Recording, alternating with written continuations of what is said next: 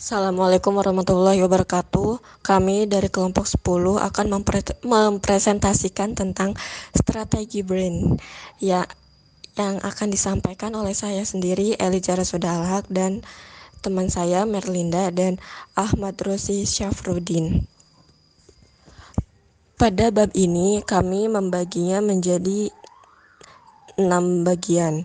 Yang pertama introduction, yang kedua brand strategy, yang ketiga creating a brand strategy, yang keempat brand personality, attitude and trust, yang kelima brand positioning, yang keenam brand management. Branding menjadi salah satu aspek penting yang perlu diperhatikan dalam dunia bisnis. Semua aktivitas bisnis, mulai dari bisnis yang besar sampai yang kecil, semua perlu memperhatikan aspek branding. Secara singkat, istilah brand dalam dunia bisnis dapat diartikan sebagai sebuah janji yang diberikan perusahaan terhadap para pelanggannya. Sebuah brand menggambarkan bagaimana seorang pelanggan menaruh harapan atas produk yang ditawarkan, baik berupa barang atau jasa, serta yang lebih pentingnya lagi, bahwa sebuah brand mampu membedakan penawaran yang diberikan suatu bisnis dibandingkan para pesaingnya. Di era persaingan ini, upaya branding ini menjadi suatu hal yang kompleks dan sifatnya berubah-ubah. Setiap perubahan pasar harus mampu ditanggapi agar brand yang sudah tertanam di benak konsumen tersebut dapat terjaga dan dapat berkembang. Sehingga dalam persaingan yang ketat ini, upaya membangun sebuah brand ini hendaknya kita memperhatikan target pasar yang hendak dituju.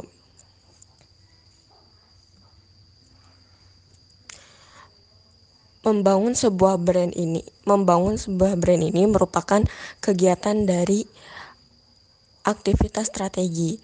Branding di sini bukan hanya semacam pengiklanan, promosi atau tipe logo yang unik, tapi branding di sini membutuhkan taktik yang unik agar bisa mengkomunikasikan brand yang kita tawarkan kepada konsumen tersebut. Suatu produk dapat dibedakan dari produk lainnya dari segi merek. Merek tersebut dapat dipakai sebagai alat untuk menciptakan pandangan tertentu dari para pembeli, baik melalui periklanan maupun melalui kegiatan promosi yang lain. Peranan merek tidak hanya sekedar pembeda suatu produk, namun tidak mustahil pada kondisi tertentu akan berwujud aset yang bernilai ekonomis. Menurut Asosiasi Pemasaran Amerika, merek didefinisikan sebagai nama, istilah, tanda, simbol, atau rancangan atau kombinasi dari semuanya yang dimaksudkan untuk mengidentifikasikan barang atau jasa penjual atau kelompok penjual dan untuk mendiferensiasikannya dari barang atau jasa pesaing. Dengan demikian, sebuah merek adalah produk atau jasa penambah dimensi yang dengan cara tertentu mendiferensiasikannya dari produk atau jasa lain yang dirancang untuk memuaskan kebutuhan yang sama. Branding di sini mengacu pada sebuah kegiatan komunikasi yang dilakukan oleh sebuah perusahaan dengan tujuan untuk membangun dan membesarkan sebuah brand atau merek. Bagi perusahaan, branding tidak sekedar berfungsi sebagai corporate identity, namun juga bisa meningkatkan brand image atau citra yang terbentuk dalam pikiran konsumen tentang merek tertentu. Apabila digarap dengan profesional, branding juga dapat diartikan sebagai pernyataan mengenai identitas produk itu sendiri, produk atau jasa yang ditawarkan, dan kenapa merek tersebut layak untuk dipilih. Brand strategi ini merupakan rencana yang spesifik untuk pencapaian dalam jangka waktu yang panjang. Perusahaan bisa sukses menggunakan strategi brand ini jika mengkombinasikan komponen karakter yang dimiliki oleh perusahaan tersebut, sehingga konsumen mengenali dan bisa mengidentifikasi perusahaan tersebut dari perusahaan pesaing yang lainnya. Nah, perusahaan di sini ini memiliki seni pemikiran.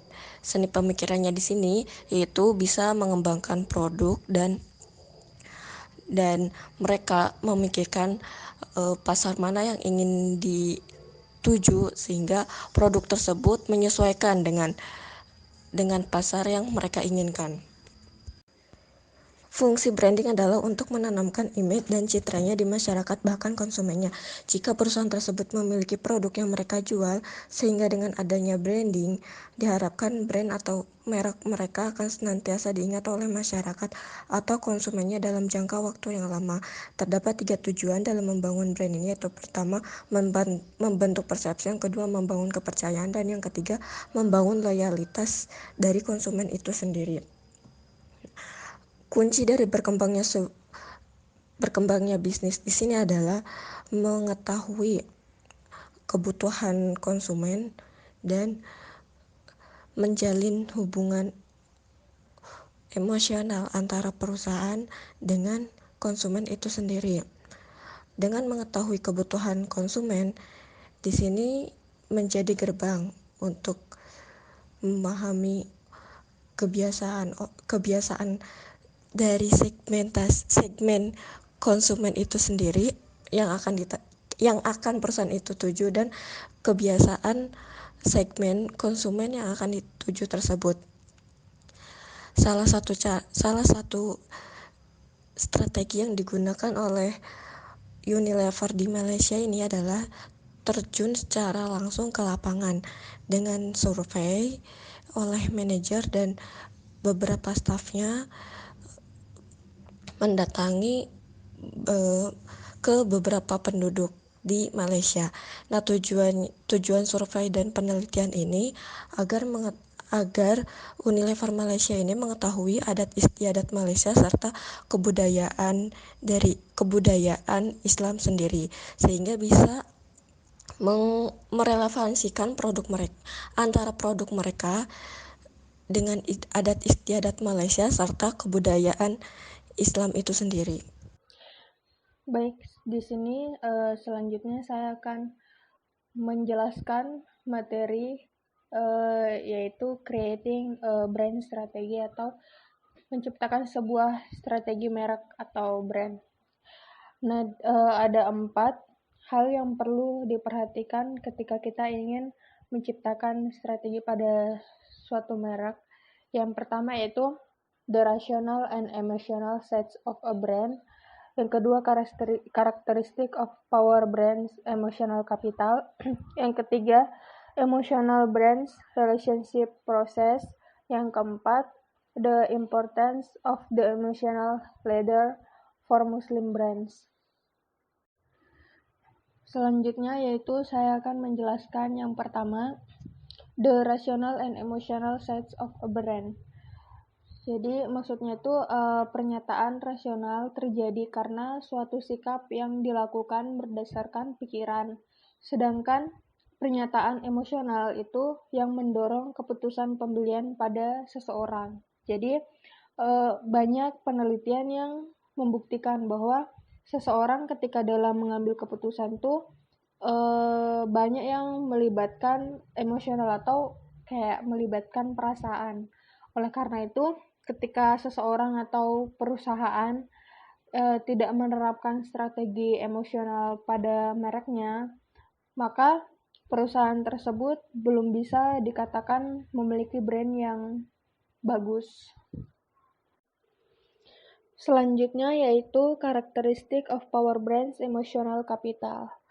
Brand manager beralih ke sisi emosional yang merupakan bagian dari strategi untuk mempertahankan pelanggan. Nah, hal tersebut dapat terjadi karena yang pertama yaitu they are very personal.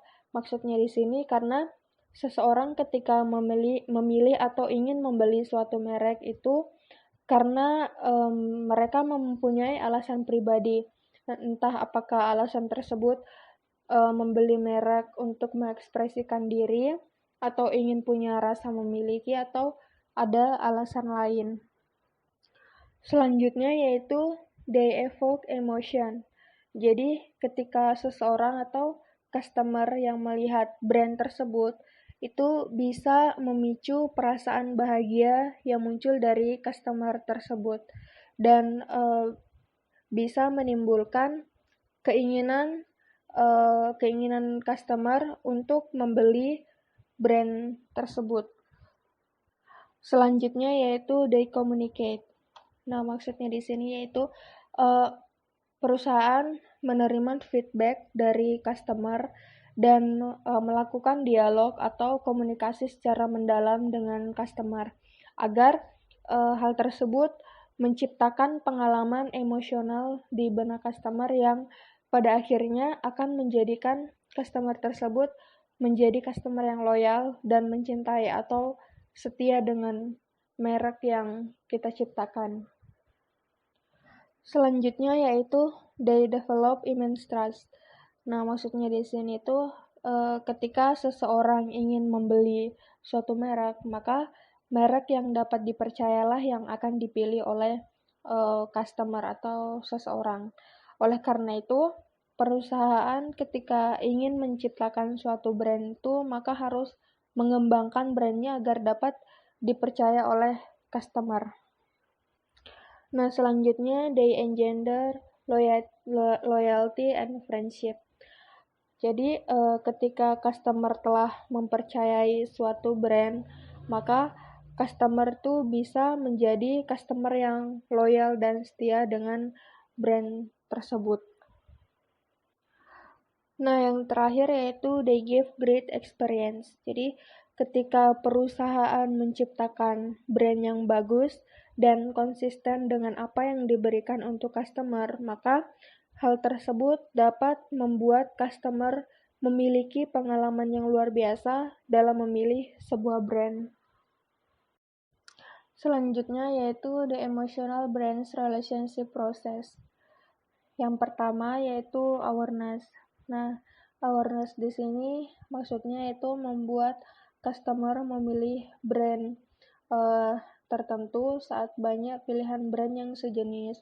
Oleh karena itu, perusahaan membuat promosi dari brand tersebut agar menimbulkan kesan bagi customer dan akhirnya dapat membentuk hubungan emosional antara customer dengan nilai-nilai yang unggul dalam sebuah brand. Yang kedua yaitu information.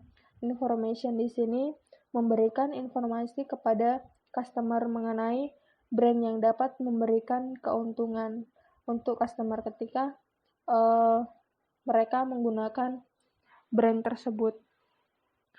Selanjutnya yaitu respect. Nah, respect di sini maksudnya menghormati dan menghargai customer ketika perusahaan melakukan penyampaian informasi mengenai brand tersebut agar dapat diterima dengan baik oleh customer. Selanjutnya yaitu trust. Nah, di sini maksudnya kepercayaan yang timbul dari customer setelah perusahaan melakukan proses awareness, information, dan respect. Jadi karena dengan timbulnya kepercayaan, maka perusahaan sudah memberikan kenyamanan yang sepenuhnya bagi para customer atau konsumen untuk suatu brand. Yang terakhir yaitu loyalty. Nah, karena perusahaan sudah melewati proses awareness, information, respect, dan trust, maka hal tersebut dapat menimbulkan rasa kesetiaan dari pelanggan. Nah, atau dari customer yang dapat berubah menjadi seorang pelanggan dari suatu brand. Selanjutnya yaitu the importance of the emotional leader for Muslim brands. Yang pertama yaitu awareness dan respect tidak terlalu sulit untuk diterapkan karena hal tersebut sangat tergantung pada pemasaran dan kualitas produk atau layanan. Tapi perusahaan itu tidak menerapkan respect ketika produk atau brand itu tidak mempunyai kualitas yang memadai atau kualitas yang bagus. Selanjutnya yaitu trust atau amanah yang merupakan nilai yang menjadi daya tarik yang besar bagi orang-orang Muslim yang cenderung mempercayai brand yang menerapkan nilai-nilai ini. Yang terakhir yaitu mengenai masalah kesetiaan yang tidak perlu dipertanyakan lagi dalam Islam. Jadi ketika perusahaan dalam mengembangkan strategi merek emosional pada suatu brand, maka harus terdapat nilai-nilai Islam di dalamnya karena akan mempengaruhi keputusan customer untuk membeli brand tersebut. Selanjutnya yaitu ada brand personality, attitude, and trust. Yang pertama yaitu building brand charisma. Yang kedua yaitu Islamic values for branding building. Yang ketiga brand attitude. Yang keempat flexing the brand values. Yang kelima brand trust. Yang keenam adding brand attraction.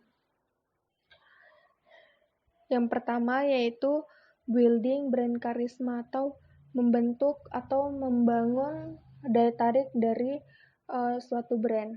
Nah, seseorang atau customer yang ingin membeli suatu brand itu pasti sebelumnya melihat daya tarik apa yang ada pada brand tersebut. Nah, contohnya di sini seperti Nike. Nike adalah merek terkenal yang memproduksi alat-alat olahraga dengan slogan Just Do It, yang melambangkan keinginan untuk mendapatkan yang terbaik.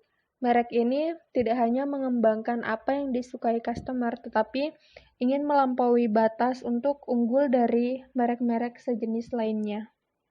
Nah, selanjutnya yaitu Islamic Values for Branding Building. Nah, untuk suatu alasan merek Islam itu dapat memanfaatkan nilai-nilainya untuk menciptakan daya tarik untuk customer muslim maupun non-muslim. Nah, contohnya seperti Al-Rajhi Bank dari Saudi Arabia yang dibangun atau dibentuk berdasarkan 3 nilai-nilai Islami, yaitu kebenaran, menghormati, dan menghargai. Selanjutnya yaitu brand attitude. Jadi brand attitude ini suatu cara yang dilakukan oleh perusahaan untuk mencocokkan karakteristik dari brand tersebut dengan customer, sehingga menjadi hal yang penting untuk perusahaan memahami customer, yang hal tersebut tidak bisa diabaikan oleh perusahaan ketika ingin menciptakan suatu brand.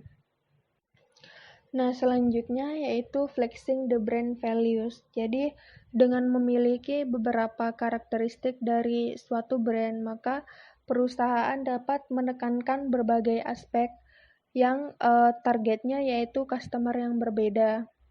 Nah, contohnya seperti perusahaan telekomunikasi yang berada di Kuwait yang bernama Zain, yang artinya yaitu hebat dalam bahasa Arab, indah atau hebat dalam bahasa Arab, dan slogannya yaitu A Wonderful World. Nah, perusahaan telekomunikasi ini mempunyai karakteristik yaitu ramah, inovatif, dapat dipercaya, pengertian, dan modern. Selanjutnya yaitu brand trust. Jadi brand trust ini bagian penting dari setiap strategi manajemen karena harus membangun kepercayaan suatu brand terhadap customer. Dengan kata lain, customer bersedia untuk mengandalkan kemampuan brand tersebut dalam menjalankan fungsinya. Yang terakhir yaitu adding brand attraction atau menambahkan daya tarik dari suatu brand. Nah, brand yang memiliki banyak daya tarik tersendiri merupakan brand yang diminati oleh customer. Nah, contohnya itu seperti iPod dan iPad dari perusahaan Apple. Jadi,